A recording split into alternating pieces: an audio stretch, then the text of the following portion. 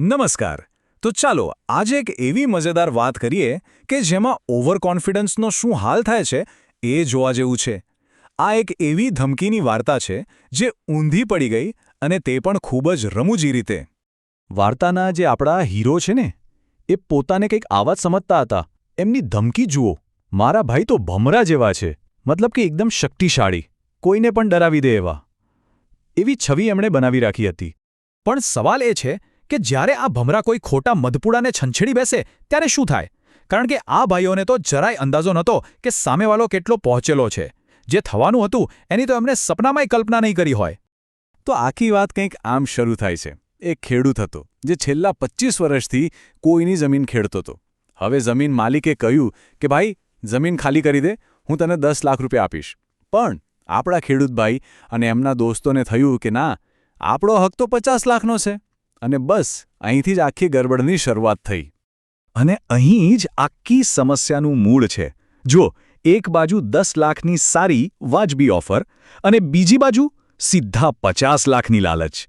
બસ આ જ લાલચ હતી જે આખા ખેલને બગાડવાની હતી.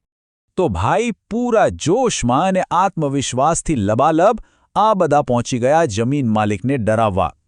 એમને તો એવું જ હતું કે આપણી ભમરા જેવા ભાઈવાળી ધમકી સાંભળતાની સાથે જ માલિક તો ગભરાઈ જશે અને ચૂપચાપ પૈસા કાઢી દેશે. અને એમનો પ્લાન? અરે એ તો એટલો સીધો સાદો હતો કે હસવું આવી જાય. બસ માલિક પાસે જવાનું, ધમકાવવાનું, 50 લાખ માંગવાના અને માલામાલ થઈને પાછા આવી જવાનું. આગળ પાછળનું કંઈ વિચાર્યું જ નહીં. પણ વાર્તામાં હંમેશા એક ટ્વિસ્ટ તો હોય જ છે. અહીંયા તો આખી બાજી જ પલટાઈ ગઈ. જમીન માલિકે ડરવાને બદલે જે કર્યું એ જોઈને એમને સમજાઈ ગયું કે એમનો પાલો કોઈ કાચા-પોચા માણસ સાથે નથી પડ્યો. જમીન માલિકે તો એવી ચાલ ચાલી જેની કોઈ કલ્પના પણ ના કરી શકે. એણે કહ્યું, અરે 10 લાખ શું, હું તો તમને બધાને 15 લાખ આપું. રોકડા મારી ગાડીમાં જ પડ્યા છે. આ સાંભળીને તો એમની લાલચ 7મા આસમાને પહોંચી ગઈ. એમને લાગ્યું કે બસ જેકપોટ લાગી ગયો. પણ એમને ક્યાં ખબર હતી કે આ તો એક ઝાડ છે. અને આ જ એક ક્ષણ હતી, પેલી ટર્નિંગ પોઈન્ટવાળી. ગાડીનો દરવાજો ખુલ્યો, પણ અંદરથી પૈસા નહીં, 3 હટ્ટા-કટ્ટા બોડીગાર્ડ બહાર આવ્યા. બસ ત્યારે જ એમને ભાન થયું કે એમની નાની મોટી ધમકીઓ એક બહુ મોટી તાકાત સામે ટકરાઈ ગઈ છે. હવે અહીંથી એમનો જે ફૂલ પ્રૂફ પ્લાન હતો ને, એના તો રીતસરના ધજાગરા ઉડી ગયા. અને એમને એવું અપમાન સહન કરવું પડ્યું જે એમણે ક્યારેય વિચાર્યું પણ નહીં હોય. શરૂઆતમાં તો થોડી હિંમત બતાવી. એમાંથી એક જણ તો હીરો બનવા ગયો કે ભલે ભડાકો કરીને મારી નાખો, પણ હું નાચીશ તો નહીં જ. જાણે કે નાચવા કરતાં મરવું સારું.